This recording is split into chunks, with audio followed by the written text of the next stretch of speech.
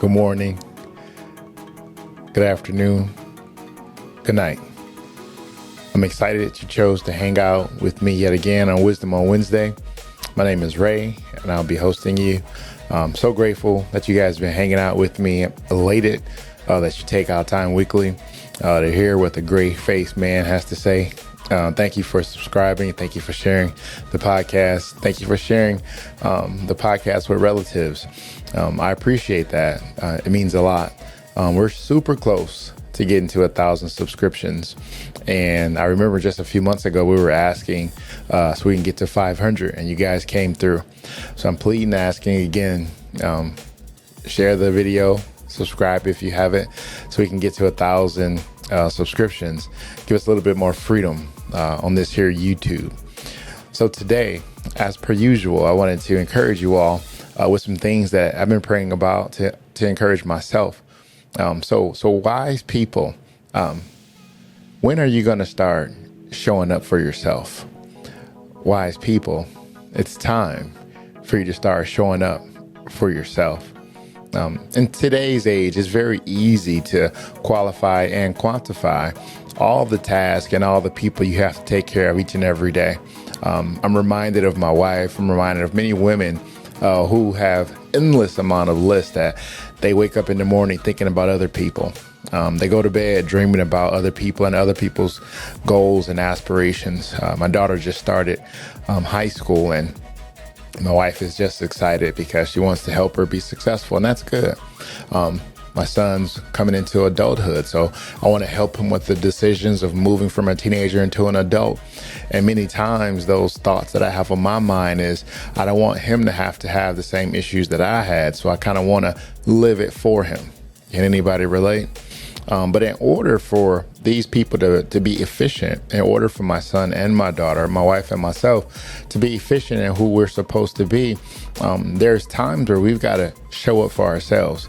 It's very good to invest in your children. Don't get me wrong. It's very good to make certain that homework is done. It's very good to make sure they're clean and they're taking care of themselves. But ultimately, I learned this the hard way a long time ago. If you don't take care of yourself, it's impossible for you to take care of other people. You've always baked the cake. You've always cheered everybody else on. You always show up to all the graduations. But sometimes you ever felt like because you show up to so many people's things, you don't even tell people when it's time to celebrate you? Because something deep down inside of us believes that it's good to be good to people. And don't get me wrong, it is. But it also makes certain that we love our neighbors, but we should also love our neighbors the way we love ourselves. But in order to love ourselves, that means sometimes we got to take time out to charge our batteries. Sometimes we got to take time out to steal away and make some plans for tomorrow. Sometimes we have to learn to say no. Sometimes we got to be in the space where we can't be everything to everybody, because that's a good thing. But sometimes good things interfere with godly things. And if you're saying yes to everybody, ultimately you're saying no to yourself. Now, don't get me wrong. I'm not one of those people who celebrate me time, but I think it's important for you to be able to see this scenario. When you get on a plane, and I went to Bulgaria last on my longest flight, and I remember the stewardess vividly. She talked about us flying over water and some of the things and the emergency details that she shared with us before we started flying. And what she said was, if we ever run into an experience to where the oxygen falls from above, it's very important how it may be a good idea to help your neighbor with their oxygen mask, but it's a better idea to put your oxygen mask on first. You see, because if you're trying to help someone and you're not getting what you need, ultimately you're going to die. I'll say it slower.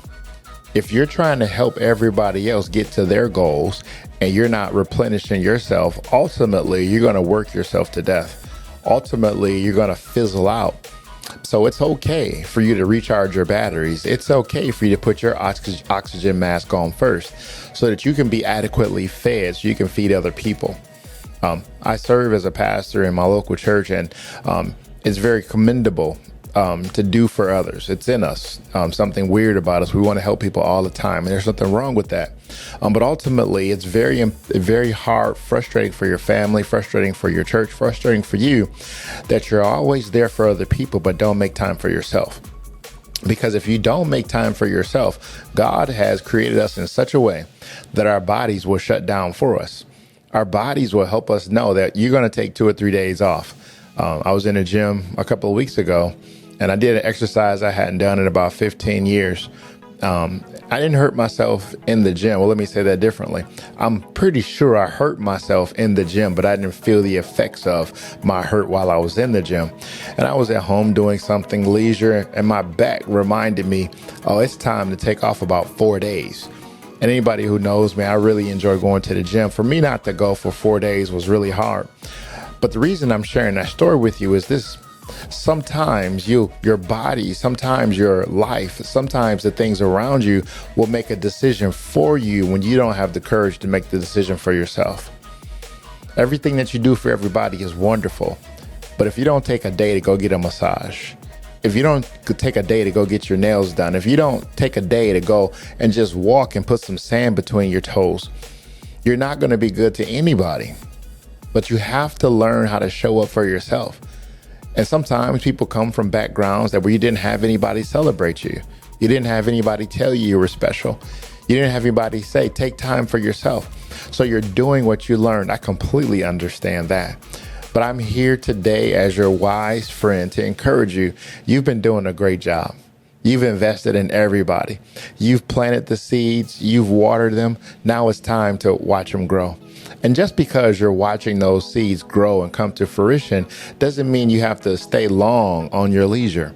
What it does mean, in order for you to thoroughly enjoy the labor of love, you've got to take time to smell the roses, as they say. You can't be looking so good to have a perfect lawn and you never take time to smell the effects of your work, to glance, to have a nice cold lemonade out in your lawn. Because if you stay all tied up all the time and tight, just trying to get the next thing done, ultimately, like a rubber band, you're going to pop. So I want to encourage you today. It's important for you to take time to evaluate what you've done. It's important to take time to look over what you've done. It's okay to take a day and just say, look at what the Lord has made. And I'm glad that he used me to create this. We celebrate. We don't celebrate all day, but we thank God for we catch our breath and we get back to it. But it's very important for us to catch our breath, because if we don't, ultimately what's going to happen is what we do is going to envelop us. And the thing that you do is what people remember. If people remember you for always working your fingers to the bone, people remember you waking up early and going to sleep late, people remember you always being available for everybody. But when the story goes on and we ask the question of this, who was there for you? Who came through when you weren't feeling well? Who called and checked on you when you weren't feeling your best? You see, the hardest part about being there for everybody and it's not reciprocated, what'll happen is it'll build up resentment. And you'll start resenting those people because you want somebody to love like you love. You want somebody to care like you care. You want somebody to work as hard as you do. But I want you to understand this today. Only what you do for Christ will last. If you're loving your family from a place that you want to do well, you've got your reward because God sees you. If you want to be the best person in your marriage, you don't want to compete in your marriage. The only competition in your marriage is how to outserve each other. Praise God. But every now and then you have to say, it's time for me to take a rest day. It's time for me to take a nap in the middle of the day. It's time for me to recharge my batteries, because I'm mature enough to say, if I don't recharge my batteries, I'm going to fizzle out. And even worse, I'm going to fizzle out on someone. So it's important, friends, for us to make certain that even though we're there for everybody, these things are commendable. They're great.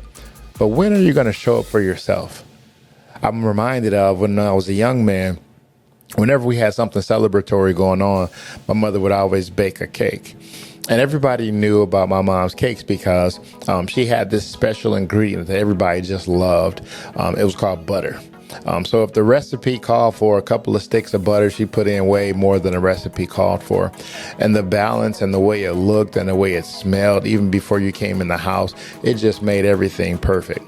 And I remember the times where she was teaching me the difference in letting eggs sit out on the counter before you made a cake versus just taking the eggs right from the refrigerator.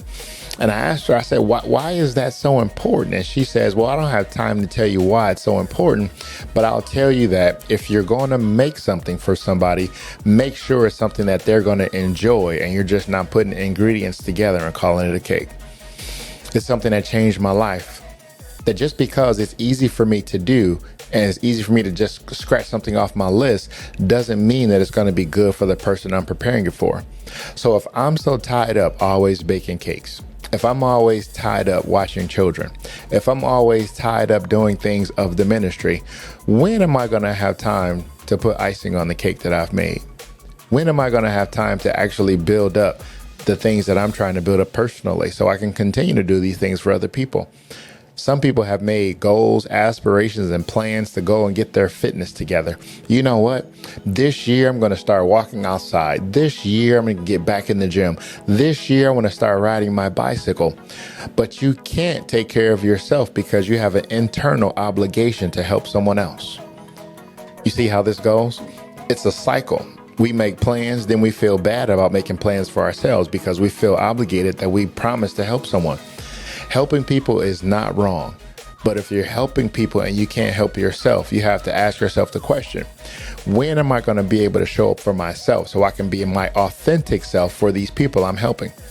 Because if you're just helping people out of obligation, you're just helping people just to say you're helping people, but there's inner resentment, nobody wins. But if you learn what kind of hobby you need to recharge your batteries, if you need to go to the gun range every now and then, go to the gun range and enjoy yourself. If you need to do something to blow off some steam, find out the thing that makes you feel good. Because ultimately, this life is short. And you'll look up and you'll look back and say, all I did was work and pay bills. When are you going to spend time with yourself? When are you going to plan that vacation a year from now? When are you going to do something that's going to make you proud that this was the year that I went to Europe? This was the year that I went to Florida. This was the year that I planned it. We worked our plan and we took a vacation just for us. There's nothing wrong with helping people. There's nothing wrong for showing up for everybody. I just have one question. When are you going to show up for yourself? When are you going to take your health serious enough so you can be available for these people? When are you going to make certain that you do the things that are discomforting right now because you want to be here a long time to take care of and be with your family? When are you going to show up for yourself to make certain that you can have all the things that God has promised you? Just because things are hard right now doesn't mean God's not in it. Just because it seems like nobody understands you, don't be afraid of the isolation. Sometimes God puts us alone so we can hear him better. In this season of our lives, it's important that we outline and clarify the things that we want. And in order to realize what we want, we've got to itemize and take time to find out, how can I show up for myself? I pray that this word was encouraging to you. Ultimately, it was encouraging to me. I'm trying to learn how to relax. I'm trying to learn how to decompress. I'm trying to learn how to get my mind unengaged so you can help me too. It's important for us to care for one another, share thoughts with one another so we can continue to be there for one another. Don't forget, learn to show up for yourself. I hope this was an encouraging word for you. 2024, God loved you. He loves you even more in 2025. Take care. Have a blessed week.